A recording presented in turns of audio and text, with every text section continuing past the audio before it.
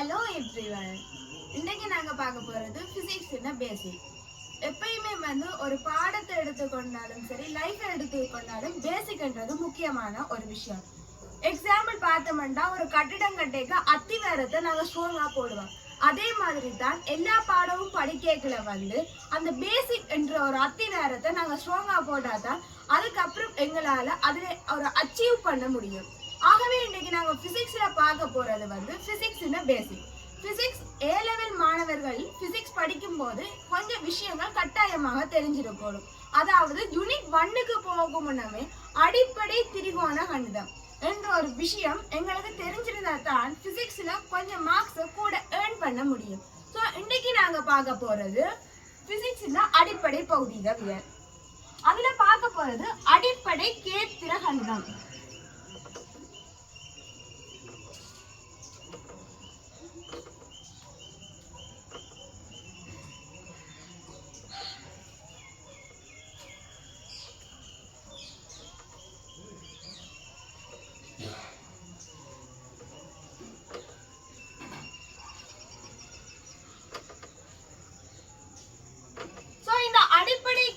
கணிதத்துல example ஒரு செங்கோண முக்கோணிய எடுத்து காட்ட போறேன். இது ஒரு செங்கோண முக்கோணி, சரியா? இந்த செங்கோண முக்கோணி இது செங்கோணம், இது தீட்டா, இது தீட்டானா இது எக்ஸ் என்று வச்சிருக்கோம். இப்ப நாங்க முதலாவதா காண போறது இந்த எக்ஸ். இந்த எக்ஸ் எப்படி காணுவோம்? முக்கோணி ஒன்றுனா அகக்கோண கூட்டுத்தொகை 180 பாக. இது நாங்க ஓஎல்லையே வடிவா பாதிச்சிருக்கிறோம்.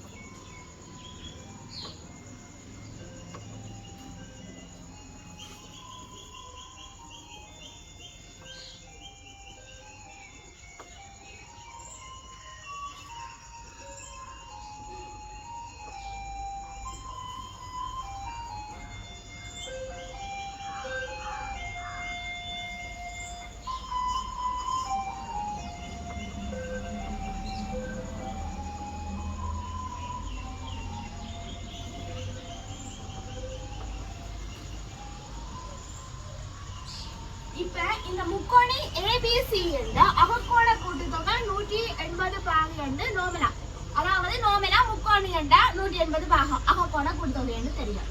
ஆகவே இதுல என்னென்ன தெரியும்னா, இது செங்கோணம். செங்கோணத்தின் பெருமானம் என்ன? 90 பாகம்.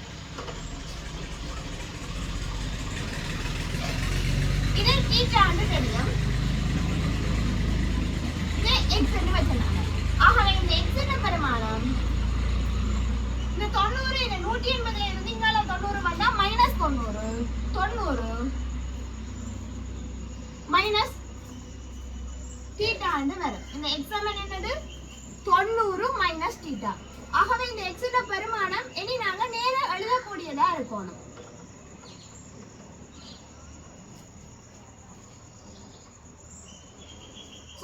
கேள்வி வரையில நாங்க இந்த எக்ஸோட பெருமானம் இதுல செங்கோணம், இது தீட்டா, இது 90 மைனஸ் தீட்டா நாங்க ஏ லெவல்ல நார்மலாவே எக்ஸாம்லயோ கேள்வியல்லயோ நாங்க இது நேரடியா பாவிக்கலாம், சரியா?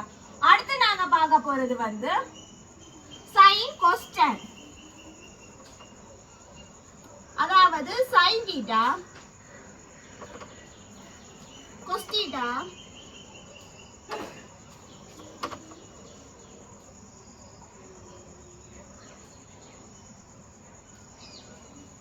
tan theta.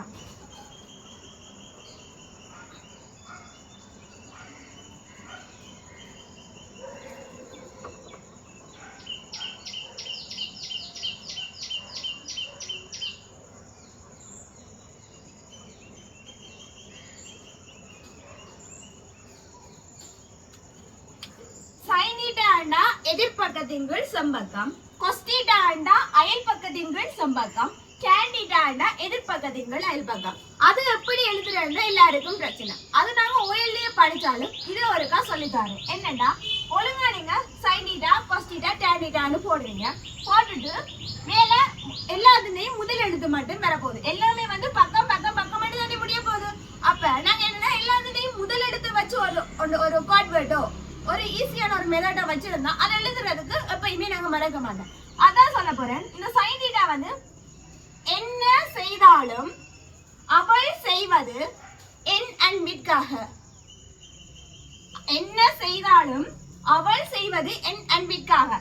பாருங்க, sin theta ஆண்டா ஏனாவின் கீழ் சேனா எதிர்பக்கத்தின் கீழ் செம்பக்கம். cos theta ஆண்டா ஆனாவின் கீழ் சேனா அயல் பக்கத்தின் கீழ் செம்பக்கம். tan theta ஆண்டா ஏனாவின் கீழ் ஆனா எதிர்பக்கத்தின் கீழ் அயல் பக்கம். சோ முக்கோணில வந்து செங்கோணம், அதாவது இந்த 90 பாகை, இதுக்கு எதிர்பக்கத்தை தான் நாங்க சொல்ல போறோம் செம்பக்கம்.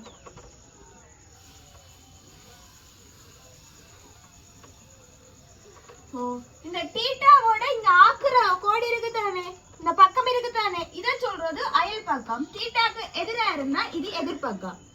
அதுவே நாங்க இப்ப 90 மைனஸ் தீட்டாவை எடுத்துக்கொண்டா 90 மைனஸ் தீட்டாக்கு செம்பக்கம் மாறாது, செம்பக்கம் அதேதான். ஆனா இந்த எதிர்பக்கம் மாறும். இந்த இது 90 மைனஸ் தீட்டா எதிர்பக்கம் வந்து பிசி, அயல் பக்கம் வந்து ஏபி. சோ அதை நாங்க தெளிவா புரிஞ்சு கொள்ளணும். இப்ப பார்த்து நாங்க முதல்ல sin theta ஆண்டா எதிர்பக்கத்தின் கீழ் செம்பக்கம், cos theta ஆண்டா அயல் பக்கத்தின் கீழ் செம்பக்கம், tan theta ஆண்டா எதிர்பக்கத்தின் கீழ் அயல் பக்கம். இப்ப இந்த எதிர்பக்கம், அதாவது sin theta ஆண்டா எதிர்பக்கம் AB கீழ் செம்பக்கம் AC. இது முதலாம் சமன்பாடு. சோ cos theta ஆண்டு பார்த்தா அயல் பக்கம் என்ன BC, செம்பக்கம் AC. இது இரண்டாவது. மூன்றாவது tan theta எதிர்பக்கம் AB, அயல் பக்கம் வந்து BC.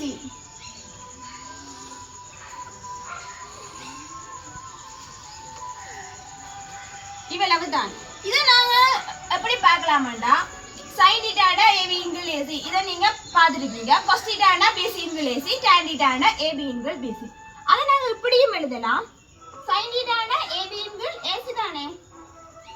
அப்ப cos 90 minus theta-வை பாப்போம். cos 90 minus theta. cos 90 cosக்கு என்ன பெருமானம்? அயல் பக்கத்தின் கீழ் செம்பக்கம். சோ இந்த 90 minus theta-வை தான் எடுத்துனாங்க. 90 minus theta-க்கு அயல் பக்கம் என்ன? AB.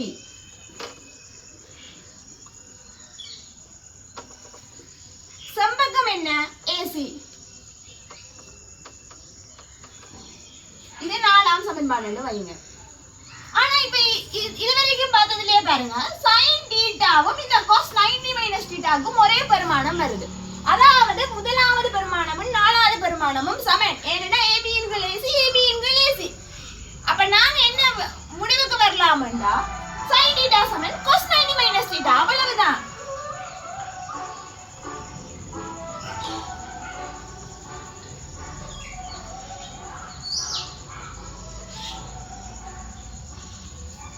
இது ஒரு முக்கியமான ஒன்று.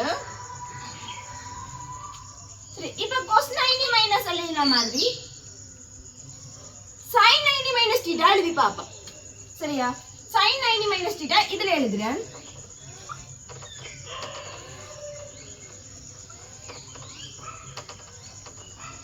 ஓகே.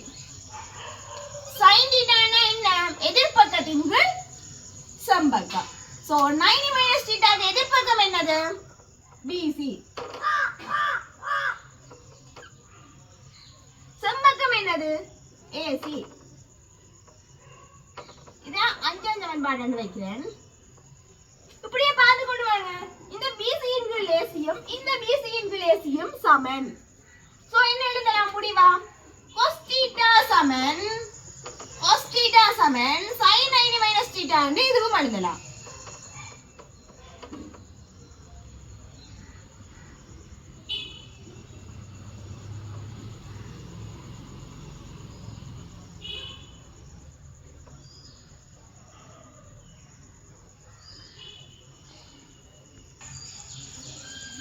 அடுத்தது வந்து tan theta-க்கு இதே மாதிரி சமன்பாடு பார்ப்போம். இதுல அழிக்கிறேன்.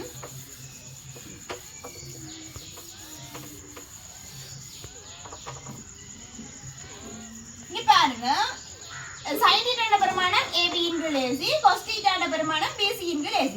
அப்ப இந்த tan theta வரணும்னா நாங்க என்ன செய்யலாம்? பெருக்கி விட்டா tan θ பெருமானம் வரும். அதை நான் எழுதி காட்டுறேன் பாருங்க. tan θ சமன் sin θவின் கீழ் cos θ. பாருங்க tan θ பெருமானம் AB இன் கீழ் BC. சரியா? அது வருதோன்னு பாப்போம். AB இன் கீழ் BC தான் tan θ பெருமானம். sin θ பெருமானம் என்ன? AB இன் கீழ் AC. AB இன் கீழ் AC. ஓகே. cos θ பெருமானம் BC இன் கீழ் AC. பின்னத்தில பிரித்தல் வந்தா நாங்க மாறி தலைகீழா போட்டு பெருக்கிறது என்று நாங்க சின்னலையே படிச்சிருக்கோம். சோ அந்த வேலையை தான் இதுல செய்ய போறோம். AB இன் கீழ் AC தர பெருக்கல் எல்லாம் போனா எப்படி வரணும்? தலைகீழா மாறணும். அப்ப மேலே AC வரும், கீழே BC வரும். இதே மட்டும் தானே இந்த ஏசியையும் இந்த ஏசியையும் வெட்டினா எப்படி வர போகுது? AB இன் கீழ் BC. சரிதானே? அப்ப tan θ பெருமானம் AB இன் கீழ் BC, sin θவின் கீழ் cos θ பெருமானமும் AB இன் கீழ் BC. ஆகவே நாங்க இந்த சமன்பாடை ஞாபகம் வச்சிருக்கோம். அதை நான் இங்க திருப்பி எழுதி விடுறேன். tan θ சமன் sin θவின் கீழ் cos θ.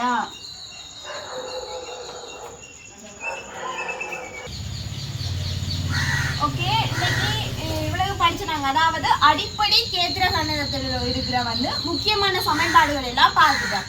இதை ஃபர்ஸ்ட் நீங்க என்ன செய்யணும்னா வடிவா பார்த்து விளங்குங்க.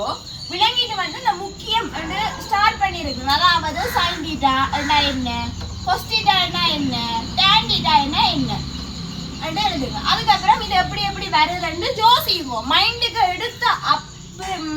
எடுத்த பிறகுதான் நீங்க எல்லாத்தையும் எழுதுங்க. எங்களோட வீடியோவை ஸ்டாப் பண்ணி பார்க்கலாம் தானே. உங்களுக்கு திருப்பி பார்க்கணுமா திருப்பி பாருங்க. நான் யூடியூப்ல இருந்து வீடியோ எந்த காரணம் கொண்டு டிலீட் பண்ண மாட்டேன். ஸோ நீங்க எத்தனை தரம் வேணுமென்றாலும் பார்க்கலாம். உங்களுக்கு விளங்காட்டி ஒரு பிரச்சனையும் இல்லை, கீழே கமெண்ட்ஸ்ல போடுங்க. நான் அதை பார்த்து உங்களுக்கு எப்படி படிப்பிக்கிறது எப்படி ரிப்ளை பண்றேன்னு சொல்லித்தரேன். அதை விட நீங்க இப்ப படிச்ச உடனேயே சைட்ல, அதாவது நீங்க ஒரு காப்பியோ நோட்டோ எடுத்து வச்சு படிச்சிருப்பீங்க தானே, அதுல மேலேயோ இல்லாட்டி கீழேயோ இல்லாட்டி இப்படி சைட்லயோ எங்கேயாவது ஒரு இடத்துல ஷார்ட் நோட்ஸ் போடுங்க. ஷார்ட் நோட்ஸ் போட்டுட்டு இந்த முக்கியமான சமன்பாடுகள் அவ்வளவுத்தையும் எப்படி அதெல்லாம் தேவையில்லை, முக்கியமான சமன்பாடுகள் அவ்வளவுத்தையுமே குறிப்பெடுத்து வையுங்க. ஸோ அடுத்த வீடியோவில் அடுத்த வேறு ஒரு ஹெடிங்கோட சந்திக்கிறேன். Thank you so much.